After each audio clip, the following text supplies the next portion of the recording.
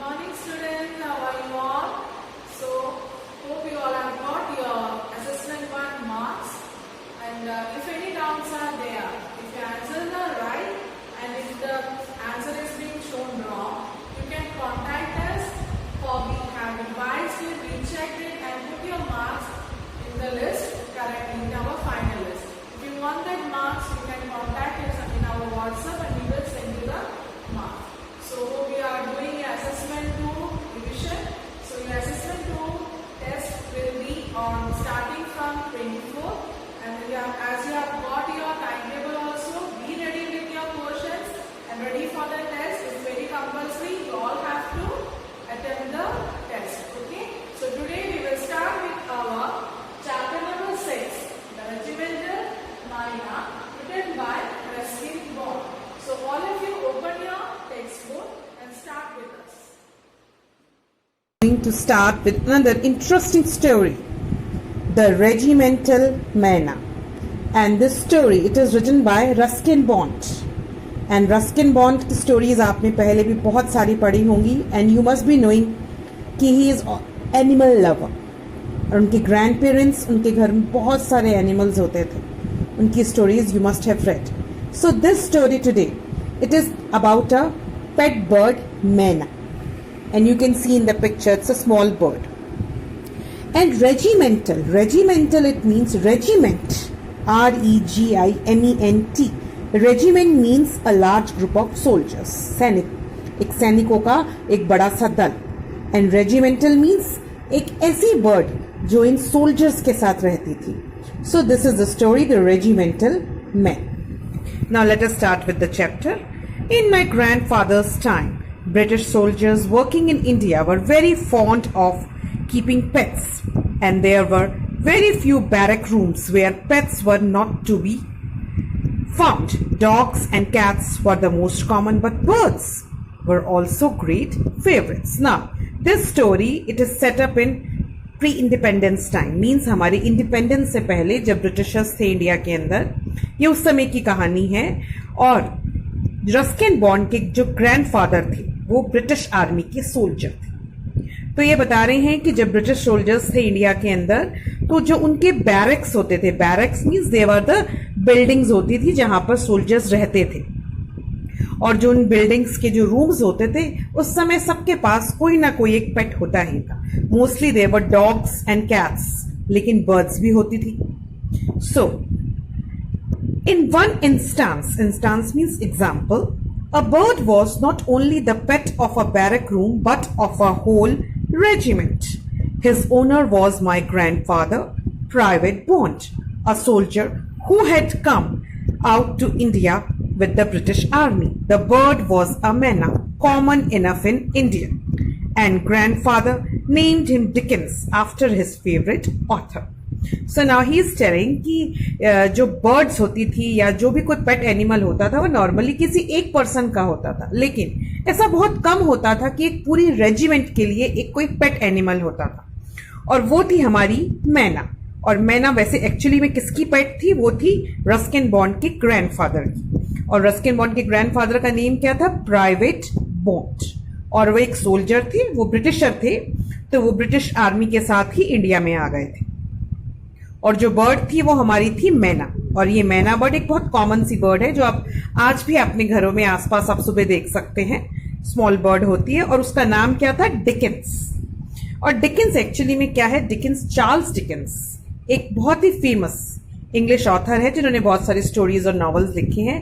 तो जो ये प्राइवेट बॉन्ड थे, इन्हें ये बहुत पसंद थे डिकेंस, तो उन्हीं के नाम के ऊपर इन्होंने अपनी बर्ड मैना का नाम रख दिया Dickens. Dickens came into grandfather's possession when quite young, and he was soon a favorite with all the men in the barracks at Meerut. So, possession here means ownership, means जो grandfather थे वो उसके मालिक थे, और जब ये बहुत छोटे थे और बर्ड भी छोटी थी, तब इनके ग्रैंडफादर के पास से डिकेंस आ गई थी. और बहुत ही जल्दी ये कहां पर पोस्टेड थे? Meerut. Meerut, it is a city in Uttar Pradesh, India. तो वहां पर जब ये सारे बैरक्स में रहते थे, तो उनके वहां पर ये मैना, ये Dickens, he was very famous. where the regiment was stationed. तो जो ये हमारी रेजिमेंट थी, ग्रुप ऑफ सोल्जर्स थे, कहां पर थे? मेरठ में. एंड स्टेशन का मतलब होता है post. Meerut was hot and dusty. The curries were hot and spicy. The general in command was hot-tempered and crusty. Keeping a pet was almost the only recreation for the men in the barrack. Now, what he is trying to explain, he is here, the Ruskin Bond, he is explaining the weather condition of Meerut. तो मेरठ ही saying बहुत hot था, dusty था, dust था, वहां पर उड़ता रहता था. और वहां पर जो करीज होती है, खाना जो आपकी लिक्विड सब्जियां होती है, तो ही सेइंग कि जो खाना था वो भी गर्म और स्पाइसी था. और जो हमारा जनरल इन कमांड था वो भी हॉट टेम्पर्ड था. हॉट टेम्पर्ड मतलब बहुत गर्म मिजाज का, मीन्स बहुत गुस्से वाला था. और क्रस्टी मीन्स इरिटेबल था, इरिटेटेड रहता था. तो सब कुछ ही गर्म था. उनका मूड भी गर्म था, वहां का माहौल भी गर्म था, वेदर भी गर्म था, खाना भी गर्म मिलता था और स्पाइसी मिलता था. तो इसलिए एक जो पेट था वहां पर, एक पेट ही लगता था जैसे कि एक रिक्रिएशन का, एक कुछ प्लेजर के लिए, एक एक्टिविटी के लिए एक लगता था. एक पेट ही बहुत उन लोगों के लिए एक फायदेमंद था. Because he was still so young, Dickens और Dicky for short never learned to pick up food for himself. Instead, he took his meals from grandfather. When Dickens was hungry, he asked for food by sitting on grandfather's shoulders, flapping his wings rapidly and opening his beak. Now what he is saying? Because जो Dickens था, जिसको कि short में या प्यार से वो लोग डिकी बुलाते थे, अब उसको खाना खुद से खाने की भी आदत नहीं थी, क्योंकि उसको बहुत छोटे में ही उन्होंने लिया था और उसको ट्रेन किया था. टेमिंग मीन उसको ट्रेन किया था. तो उसको ऐसी आदत पड़ गई थी कि उसको ग्रैंडफादर के हाथ से ही खाना चाहिए था. और जब उसको भूख लगती तो वो क्या करता? You can see in the picture. वो ग्रैंडफादर के शोल्डर्स पे आ जाता और अपने जो पंख थे उनको फ्लैप करने लगता मतलब उनको हिलाने लगता क्विकली, और अपनी बीक जो है वो खोलता था. You can see very clearly. Shoulders पे बैठा हुआ है, अपने विंग्स को फैला रखा है, बीक उसकी खुली हुई है, और ये उसके ग्रैंडफादर है, प्राइवेट बॉन्ड. तो वो समझ जाते थे कि इसको भूख लगी है और अब अपने हाथ से उसको खाना खिलाते थे. Dicky was never caged, and as soon as he was able to fly, he attended all parades and was present on every occasion which brought the soldiers out of their barracks. तो उसको कभी भी वो लोग पिंजरे में नहीं रखते थे, केज में नहीं रखते थे.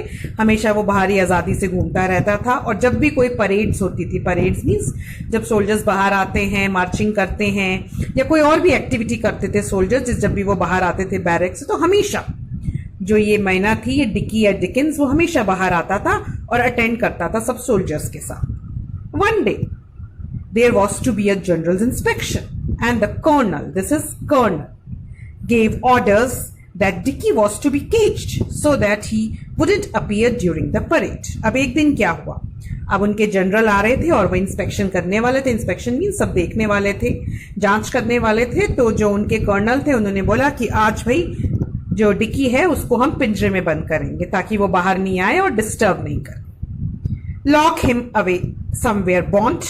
The colonel snapped. Snapped means बहुत जल्दी से, रूडली से, बहुत उससे बोला, उसने ऑर्डर दिया कि इसको कहीं पर लॉक करके आओ, इसको कहीं बंद करके आओ. We can't have him flapping all over the parade ground. पूरे परेड ग्राउंड में आता रहता है, डिस्टर्ब करता रहता है अपने विंग से, तो ये बाहर नहीं आएगा. Dickens was put into a storeroom with the window closed and the door locked. But while the general's inspection was going on, the mess orderly who wanted something from the storeroom opened the door. अब उसको एक store में बंद कर दिया. उसके दरवाजे भी बंद थे, खिड़कियां भी बंद थे, सब कुछ लॉक था. लेकिन क्या हुआ? अब जब जनरल का इंस्पेक्शन चल रहा था तो उस दौरान जो मेस ऑर्डरली मतलब someone who does small jobs for the kitchens and dining halls of the barracks. तो कोई एक पर्सन था, एक हेल्पर था जिसको कुछ सामान चाहिए था स्टोर से. तो वो अंदर गए. तो जैसे ही वो अंदर गया, उसने दरवाजा खोला तो क्या हुआ? Out flew Dickens. Out flew means Dickens बाहर आ गया. He headed straight for the parade ground, greatly excited at being late and chattering loudly. He chose to land straight on the general's helmet between the plumes. तो वो एकदम से वो बाहर आया, अपने पंख फड़फड़ाता हुआ, फ्लैप करता हुआ परेड ग्राउंड की तरफ चला गया. और उसको ऐसे लगा, अरे मेरे को तो बहुत देर हो गई, मैं तो आया ही नहीं, अभी तक परेड स्टार्ट भी हो गई, क्योंकि उसको डेली की आदत थी. और वो सीधा कहाँ गया, वो सीधा जाकर बैठ गया जनरल के हेलमेट के ऊपर, और वहां पर उसके जो हेलमेट के ऊपर फेदर्स थे उनके बीच में जाकर वो बैठ गया। Here he chattered faster than ever. Chatter का मतलब था जोर से आवाज करना, तेजी से वो आवाज निकालने लगा। Much to the surprise of the general, who was forced to take the helmet off before he could forcefully remove the bird. अब तो क्या हुआ, अब वो रोज से भी ज्यादा तेज आवाज में बोलने लगा, खूब चैटरिंग करने लगा। You can see in the pic. Can you see in the pic? This is the general. और ये उनका हेलमेट है, और हेलमेट के ऊपर ये आपको फेदर्स दिख रहे हैं। तो उन फेदर्स के बीच में जाकर ये डिकेंस बैठ गया। ये आपके पूरे रेजिमेंट है, ये सोल्जर्स है, इनकी परेड इंस्पेक्शन हो रही है, और ये जनरल है। अब क्या हुआ, अब उन्होंने क्या बोला, what the Dickens exclaimed the general, going purple in the face, for Dickie had expelled his breakfast between the plumes of the helmet. Expelled means removed. तो क्या हुआ, जो जनरल थे वो जोर से चिल्ला, ये क्या हो रहा है डिकिंस, ये क्या कर रहे हो तुम? और वो जैसे ही बोला उन्होंने वैसे ही क्या करा।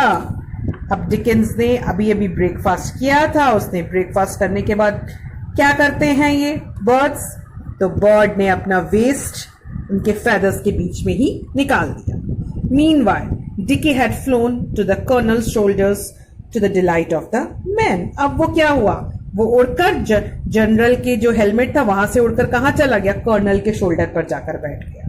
और कर्नल तो हमें पता ही है बहुत स्ट्रिक्ट थे। Outpont! The colonel screamed, "Take this bird away for good. I don't want to see it again." अब बहुत जोर से वो कर्नल चिल्लाएगी, बॉन्ड बाहर आओ और इस बर्ड को ले जाओ, मैं दोबारा इसको नहीं देखना चाहता यहाँ पर। A disappointed Private Bond returned to the barracks, with Dickie wondering what to do next. To part with Dickie or even to cage him was out of question. In the end, he decided to ask the colonel forgiveness for Dickie's behavior. तो अब क्या हुआ, आपको पता ही है private bond कितना प्यार करता था अपनी मैना से, अपने डिकेंस से। तो उसको समझ नहीं आया कि मैं क्या करूं। वॉन्डरिंग मीन्स वो सोच रहा था मैं क्या करूं, थिंकिंग कि टू पार्ट विद डिकी, कि डिकी को छोड़ू मैं या उसको केज करूं, ये तो पॉसिबल ही नहीं था। तो उसने एंड में सोचा कि चलो मैं ऐसा करता हूं, मैं कर्नल के पास जाता हूं और कर्नल से फॉरगिवनेस मांगता हूं। फॉरगिवनेस मीन्स माफी मांगता हूं। The colonel gave private Bond a patient hearing, उन्होंने ध्यान से सुना, पेशेंट हियरिंग मतलब ध्यान से संयम से सुना उन्होंने। Then he said, consulted his officers and decided that the bird could stay provided he was taken on as a serving member of the regiment. तो उन्होंने बोला ठीक है। उसने अपने सारे सोल्जर्स से, ऑफिसर से और सबसे बात की, और सब तो उसको पसंद करते ही थे। तो उन्होंने बोला ठीक है, इसको हम रख लेते हैं और ये भी एक हमारी रेजिमेंट का एक मेंबर ही हो जाएगा, जैसे आप बाकी सब आप लोग मेंबर हो, ये भी एक मेंबर हो जाएगा। Now one day what happened, अब grandfather was admitted to the hospital with malaria. Grandfather को मलेरिया हो गया, उनको हॉस्पिटल में ले गए। अब Dicky, he couldn't find him anywhere and searched all over the camp in great distress. तो वो बहुत दुखी हो गया। डिस्ट्रेस मीन्स बहुत सैड था, सौरो था, वरिड था कि अरे जो मेरे ओनर है, जो ग्रैंडफादर है, प्राइवेट बॉन्ड है, वो कहाँ चले गए। फिर उसको क्या पता लगा, वो सर्च करता रहा। The hospital was a couple of kilometres from the barracks and it wasn't until the third day of the searching that Dickens finally discovered grandfather lying there. So can you now understand how much Dickens he loved the grandfather, कि वो बीमार पड़ गए पर फिर भी उन्हें इतनी दूर हॉस्पिटल था, किलोमीटर्स दूर हॉस्पिटल था, उसको ढूंढते ढूंढते डिकेंस वहीं पर आ। अब क्या हुआ, from then on for as long as grandfather was on the sick list, Dickie spent his time at the hospital. An upturned helmet was placed on the shelf for him near the grandfather's bed and Dickens spent the night inside it. तो एक helmet को उल्टा करके रख दिया उन्होंने और उसके अंदर जो डिकेंस था वो रात को वहीं रहता था ग्रैंडफादर के पास hospital. As soon as grandfather was discharged from the hospital, Dickens left as well and never returned, not even for a visit. तो जैसे ही हॉस्पिटल से जो प्राइवेट बॉन्ड थे, ग्रैंडफादर थे, वो डिस्चार्ज हो गए, वो ठीक हो गए, वैसे ही जो डिकेंस था वो भी वापस आ गया और फिर कभी मुड़कर वो हॉस्पिटल नहीं गया। Now, in 1888, the regiment got orders to proceed to Calcutta en route to Burma, where it was to take part in an expedition. All pets had to be left behind and Dickens was no exception. अब क्या हुआ, अब 1888 की बात है, जो ये regiment थी, जो ये आर्मी थी, इनको ऑर्डर मिले कि आप सबको कैलकाटा जाना है। अब कैलकाटा आप समझते हैं आजकल, जो पहले कैलकाटा था इसका नाम कोलकाता हो गया है। और बर्मा एक कंट्री है जिसको कि आजकल हम म्यांमार के नाम से जानते हैं। तो इनको ऑर्डर मिले कि ये लोग कलकत्ता की तरफ जाएंगे और एन रूट टू, उसके बाद ये लोग बर्मा जाना था इन्हें, कलकत्ता से होते हुए बर्मा जाएंगे। और अभी कहाँ थे ये? मेरठ थे। तो मेरठ से इन्हें कलकत्ता जाना है और वहां से इन्हें बर्मा जाना है। और ऑर्डर क्या मिला है कि कोई भी पेट साथ में नहीं जाएगा। But Dickie had his own views the subject. अब डिकी तो डिकी था, आप सबको पता है, वो कहीं भी नहीं रह सकता था बिना इस रेजिमेंट के। The regiment March along the grand trunk road, ये रास्ते का नाम है grand trunk road. Dickens caught up on the third day. तो 3 दिन हो चुके थे निकले हुए रेजिमेंट को। 3 दिन बाद ढूंढता ढूंढता डिकिंस इन सबके साथ आ गया। He arrived in the camp after a journey of more than 300 kilometers. Can you imagine? आप सोच सकते हैं 300 किलोमीटर्स एक बर्ड, एक छोटी सी बर्ड उड़कर कैसे आई होगी। और इसीलिए वो कैसी हो रही थी? डल, डिजेक्टेड एंड स्टार्व। डल, बिल्कुल उसका चेहरा, उसका बॉडी डल हो गया था। डिजेक्टेड मतलब ऐसा हताश हो गया था। और स्टार्विंग, भूखा प्यासा बिल्कुल। As he still depended on being fed by grandfather. Dependent means हमने पहले पढ़ा था कि कैसे डिकी ग्रैंडफादर के शोल्डर्स पे बैठता था खाना खाने के लिए, तो उसको अभी भी वही आदत थी। तो इसलिए 3 दिन तक वो बेचारा भूखा प्यासा था, उसने कुछ नहीं खाया था। Against the orders deacon set out for Burma along with the soldiers. Orders क्या थे कि कोई भी पेट साथ में नहीं जाएगा, लेकिन डिकिंस तो साथ में चला। Dickens stayed with his regiment all through the expedition. Many of his soldiers' friends lost their life, but grandfather and Dickens survived the fighting and returned safely to Calcutta. अब ये लोग जो बर्मा गए थे, किसी फाइटिंग के लिए गए थे, तो उस फाइटिंग में क्या हुआ? जो बहुत सारे सोल्जर्स थे, उनके फ्रेंड्स थे, वो सब डाई हो गए, लेकिन जो ग्रैंडफादर थे और डिकिंस थे वो बचे रहे और वो सुरक्षित वापस कहाँ आ गए? कोलकाता। अब जो ग्रैंडफादर थे वो क्या बन गए थे? वो कॉर्पोरल बन गए थे। कॉर्पोरल मतलब वो हाई रैंक के हो गए थे। And he was given 6 month home leave. अब उनको लीव मिली और उन्होंने क्या कहा? सारी रेजिमेंट को भी लीव मिल गई, क्योंकि वो लोग अभी लड़कर आए थे फाइट में, तो सबको थोड़ा रेस्ट देने के लिए सबको लीव मिल गई। तो लीव का मतलब था कि उनका घर कहाँ था? इंग्लैंड में। तो सब लोग एक शिप में बैठकर इंग्लैंड की तरफ चल पड़े। During the first part of the voyage means journey, Dickie was his usual cheerful self. cheerful mean खुश था डिकी, जैसे कि स्मॉल बर्ड थी वो खुश रहता था हमेशा। But when the ship left the Suez Canal, Suez Canal क्या है? इजिप्ट की तरफ हम जाते हैं तो रास्ता पड़ता है, कैनाल है, उससे रास्ता छोटा पड़ता है जाने के लिए इंग्लैंड की तरफ। वहां पर क्या हुआ? जो वेदर था वो ठंडा हो गया, grew cold, and he was no longer to be seen on the sails or on the bridge with the captain. He even lost interest in going on deck with grandfather. अब आपको sales पता है क्या होती हैं? Ship के ऊपर एक बड़ा सा ट्रायंगुलर कपड़ा लगा होता है जिससे कि शिप आगे बढ़ता है, या तो वो उस पर बैठता था, या जो आपका ऊपर डेक होता है उसके ऊपर ब्रिज लगा होता है, रेलिंग्स लगी होती है, वहां बैठता था, या वो ऊपर आ जाता था ग्रैंडफादर के साथ डेक पर। थोड़े दिनों से क्या हुआ? जैसे वेदर ठंडा होने लगा, अब वो पानी से जा रहे थे तो क्या हुआ? वो धीरे धीरे दिखना बंद हो गया। और finally what happened? After the ship pass Gibraltar एक जगह है स्पेन की कोस्ट पर, डिकिंस वेंट बिलो मतलब डिकिंस की डेथ हो गई। He never came on the deck again. अब वो ऊपर कैसे आता? He died out. तो क्या करा सबने? Dickens was laid out in a Huntley and Palmer's biscuit tin and buried at sea. जो Huntley and Palmer ये कंपनी का नाम है, उसका एक बिस्किट का टिन था।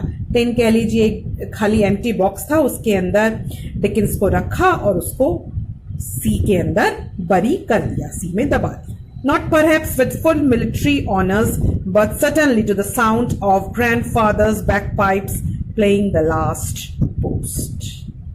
तो अब जैसा कि मिलिट्री में होता है, मिलिट्री के अंदर पूरे उनको सम्मान के साथ, रिस्पेक्ट के साथ उनको बरी करते हैं, पर क्योंकि ये सी थी तो इसलिए ज्यादा तो कुछ नहीं कर पाए वो। मिलिट्री ऑनर्स मतलब मिलिट्री रिस्पेक्ट के साथ, लेकिन उसके जो ग्रैंडफादर थे उनके पास एक म्यूजिकल इंस्ट्रूमेंट था, बैकपाइप, उस पर उन्होंने एक सॉन्ग प्ले किया, द लास्ट पोस्ट। और लास्ट पोस्ट क्या है? The trumpet call, performed at the burial of a soldier. जब कोई सोल्जर की डेथ होती है तो ये गाना वो गाते थे। तो कैन यू नाउ अंडरस्टैंड कि वो लोग डिकिंस को भी एक अपना साथी मानते थे, एक सोल्जर मानते थे, इसलिए उसको फुल रिस्पेक्ट थी उसकी डेथ पर। So a very very nice and interesting story written by Ruskin Bond. I hope it's understandable by you all.